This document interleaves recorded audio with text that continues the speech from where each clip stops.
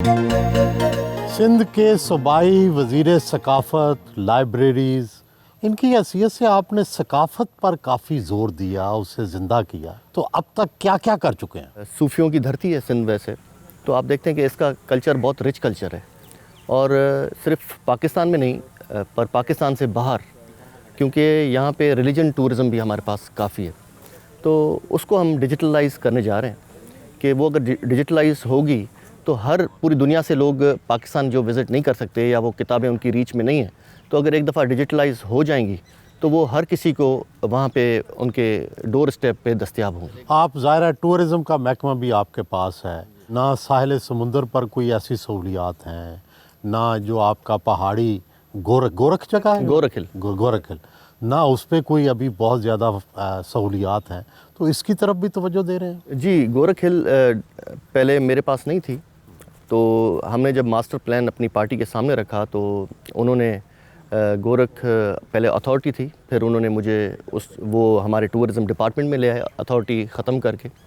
तो अब हम उसको पब्लिक प्राइवेट पार्टनरशिप करेंगे उसको, और पब्लिक प्राइवेट पार्टनरशिप में ये करेंगे कि जो उधर रूम्स है खाली, वो 30 इयर्स के लिए कोशिश करेंगे कोई बड़ी मल्टीनेशनल कंपनियां हैं या होटल्स की चेन्स हैं वो आ जाएं। और ये है कि हम जो रोड वहाँ गोरख पे जाता है, सबसे पहली प्रायोरिटी हमारी भी और हमारे चेयरमैन बिलावल साहब की और प्रेसिडेंट आसिफ अली जरदारी साहब की भी यही है कि वहाँ पे रोड निकले। साहिल समुंदर दुनिया में कितने खूबसूरत हैं। कराची में साहिल समुंदर के ऊपर वो फैसिलिटीज़, वो मामलात नहीं हैं जो दुनिया में है। आप देखें कि इससे पहले तो हमारे पास मेयर नहीं था, अब कराची में मेयर भी हमारा है।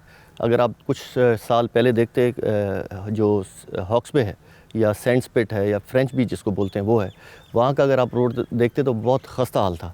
और अब आप देखेंगे वहाँ रोड भी बहुत ज़बरदस्त हो गया है और अब वहाँ पे काफ़ी डेवलपमेंट हो गई है, काफ़ी नए हट्स आ गए हैं। तो मैं समझता हूँ कि आने वाले वक्त में आप इंशाल्लाह एक नया चेंज देखेंगे। बाकी जो साहिल समंदर कुछ है वो DHA के अंडर आता है, तो उनको भी चाहिए कोई एक्टिविटी वहाँ शुरू करें या तो हमारे टूरिज़म डिपार्टमेंट से को दे दें तो हम उसका कोई मास्टर प्लान बना के उसको भी पब्लिक प्राइवेट पार्टनरशिप पे ले आएँ। आपने सियासत का आगाज़ तो पीपल्स पार्टी की मुखालफत से किया, फिर आप पीपल्स पार्टी में आ गए, तो ये जहन कैसे तब्दील हुआ या पार्टी ने आपको लेने में थोड़ी देर लगाई? जब से पैदा हुए हैं मेरे वालिद साहब फाउंडर मेंबर थे पीपल्स पार्टी के और भुट्टो साहब के साथ MNA थे और डिस्ट्रिक्ट के प्रेसिडेंट खादिम अली शाह साहब। जी, खादिम अली शाह साहब। तो मेरा नाम भी जुल्फ़िकार, जो भुट्टो साहब को जब फांसी आई उसके बाद मेरे वालिद साहब ने जब वो शहीद हुए तो उसके बाद मेरे वालिद साहब ने मोहतरमा शहीद बेनज़ीर भुट्टो साहिबा और नुसरत भुट्टो साहिबा से जो उनकी सेंट्रल एग्जीक्यूटिव कमेटी है वहाँ पे उन्होंने इजाज़त ली मेरे नाम की, तो मेरे पे नाम भी जुल्फ़िकार तब रखा गया। बेसिकली पार्टी से कोई रंजिश नहीं थी, फैमिली में गर्जेस होती हैं आपस में, तो बस अपनी फैमिली से नहीं बने तो इसलिए उधर थे। फिर आप देखते हैं कि आज अल्हम्दुलिल्लाह अपना घर है, उसी में ही फिर वापस है। आप कहाँ कहाँ पढ़े, कहाँ कहाँ जो है आपने तरबियत हासिल की? एक तो ज़ाहिर है वालिद से सीखा होगा। जी बिल्कुल, बचपन से वालिद साहब से सीखा काफ़ी, मगर बचपन हमारा थोड़ा सा तकलीफ़ दे गुज़रा है, क्योंकि जब ज़ियाउल हक साहब की मार्शला थी तो समझें कि हमारी पैदाइश हुई, तो उसके बाद जब मेरी उम्र 6-7 साल थी, जो मतलब ये जो लर्निंग एज होती है पढ़ने वाली, तो उसमें हमारे घरों पे समझें कि बड़ा एक ट्रॉमा रहा, क्योंकि वालदा इधर होती थी, हम कराची में पढ़ रहे होते थे, वालिद साहब के पीछे आपको पता है कि उस टाइम पे जितने भी भुट्टो साहब के साथी थे तो उनके पीछे थे, तो इसलिए कभी किधर कभी किधर। फिर मुझे वालिद साहब ने जब वो ये मामलात सारे बेहतर हो गए और उसके बाद फिर मुझे एचसन कॉलेज लाहौर में, उसके बाद थोड़ा टाइम बाहर भी गया इंग्लैंड, मगर वहाँ सिर्फ 1-2 महीने था। पीछे मेरी सिस्टर की तबीयत ठीक नहीं थी, उनको कैंसर डायग्नोज हो गया, तो फिर मुझे वापस आना पड़ा। कोई ज़िंदगी में कभी मुश्किल भी आई या सिर्फ लाड प्यार में ही ज़िंदगी गुजरी? हमारे तो इतनी सख्ती थी कि हम यहाँ से वालिद साहब हमें कोशिश करते थे कि हम यहाँ से सफ़र भी ट्रेन में करें या बस में करें, तो कार पे नहीं जाने देते? नहीं जाने देते थे। तो हम देखते थे हर चीज़ होते हुए भी हमें नहीं छोड़ रहे, सिर्फ एक बंदा हमारे साथ होता था, तो वो क्या है एक लर्निंग प्रोसेस आपका होता है, तो आपकी जो हिस्स होती है। कार कितनी उम्र में आपको दी? मैंने ग्रेजुएशन ख़त्म की تو اس کے بعد مجھے جا کے تو اس سے پہلے بسوں میں سفر کرتے تھے؟ اس سے پہلے بسوں میں بھی سفر کیا، اس سے ٹرین میں بھی سفر کیا، اور میں کراچی یونیورسٹی سے پڑھا تو وہ تو اکثر گھر سے اگر میں کوچ میں جاتا تھا، ایک سفاری کوچ کے نام سے آتی تھی، تو وہ اس ٹائم پہ 10 روپے لیتی تھی جانے کے، 10 روپے آنے کے۔ کتنی پاکٹ منی ملتی تھی؟ تقریباً 25 روپے، 10 روپے جانے کے، 10 روپے آنے کے، 5 روپے جو وہاں پہ ایک سموسہ اور کولڈ ڈرنک ملتی ہے وہ پینے کے۔ کراچی یونیورسٹی سے کیا پڑھا؟ کراچی یونیورسٹی سے میں نے BCom کیا۔ آپ کی زمینداری بھی ہے، سیاست بھی ہے، وزارت بھی ہے، تو یہ اتنا کچھ کیسے مینج کرتے ہیں؟ پہلے تو اپنا زمینداری خود دیکھتا تھا، جب سے منسٹر بنا ہوں تب سے آنا جانا بہت کم ہو گیا، کیونکہ بندہ اپنے ڈپارٹمنٹ کو ہی بہتر کرنے میں کچھ ٹائم زیادہ تر کراچی میں گزرتا ہے، کیونکہ جب بھی کوئی تقریباً فارنر ڈپلومیٹس آتے ہیں یا کوئی ہیڈ آف اسٹیٹ آتا ہے، تو کبھی اگر وزیر اعلیٰ صاحب نہیں جاتے تو مجھے ان کو ریسیو کرنا یہ پڑتا۔ بتائیں کہ یہاں جو ثقافت کی وزارت ہے اس کا کتنا بجٹ ہے، اور دوسرے صوبوں سے زیادہ ہے یا کم ہے؟ نہیں، بجٹ ہمارا بہت کم ہے۔ جیسے آپ دیکھیں گے کہ یہ پوری منسٹری ہے، تو اس کا ٹوٹل ہم گرانٹس کافی دیتے ہیں۔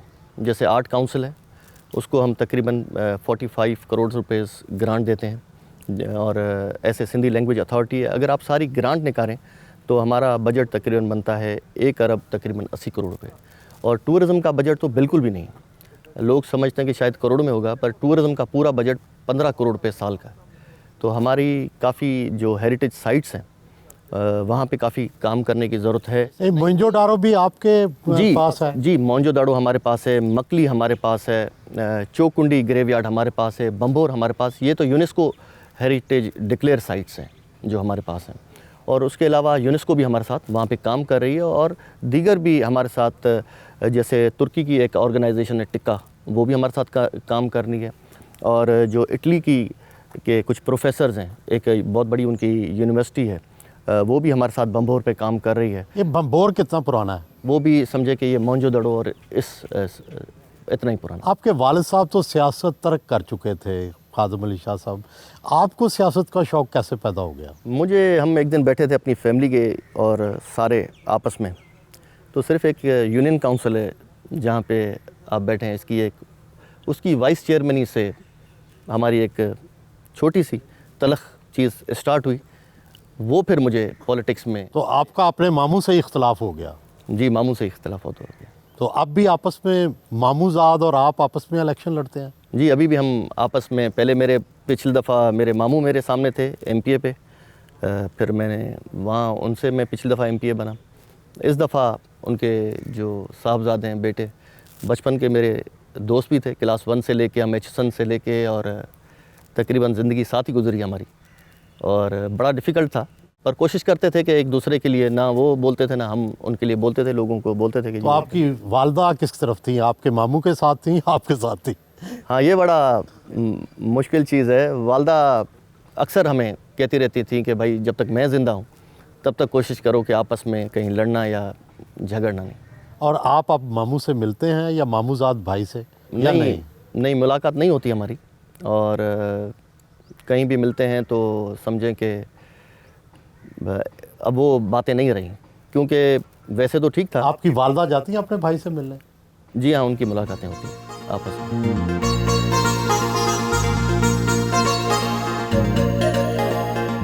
ناشتے کا اہتمام باہر لان میں ہی کیا گیا تھا۔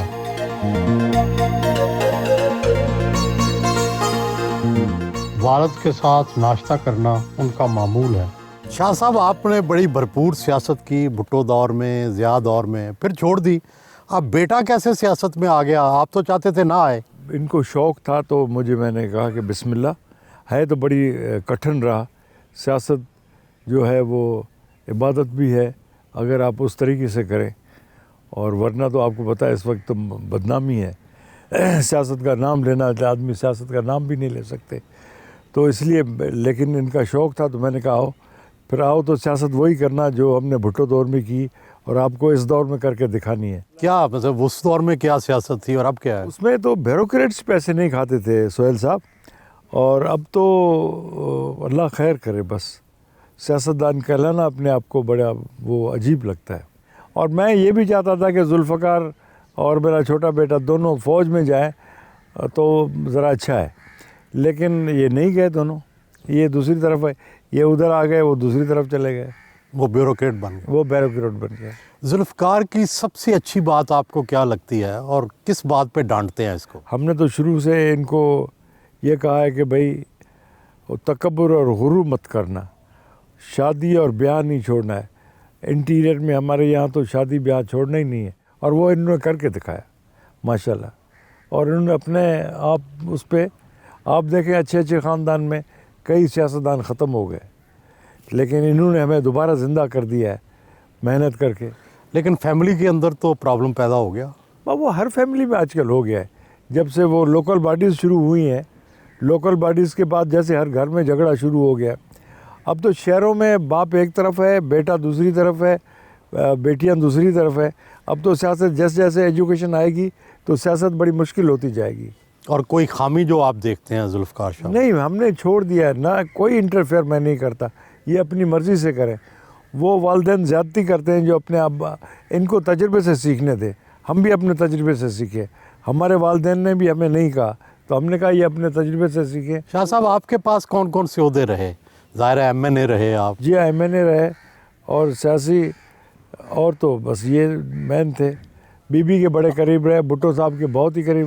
بھٹو صاحب نے موومنٹ شروع کی تو ہم ان کے ساتھ تھے. ایک بات وہ کہتے تھے کہ کوئی غریب آدمی آپ کے ساتھ آئے گا جو 1 سال پہلے ملاقات ہوئی ہوگی، تو وہ کہے گا کہ بھائی آپ نے مجھے پہچانا، تو آپ کیا کہیں گے؟ ہم نے کہا نہیں، اس کا دل نہیں توڑنا ہے. آپ فوراً کہیں گے کمال ہے، ابھی نام بھی بتانا پڑے گا. تو یہ اس قسم کی ہمیں وہ ٹریننگ دیتے تھے.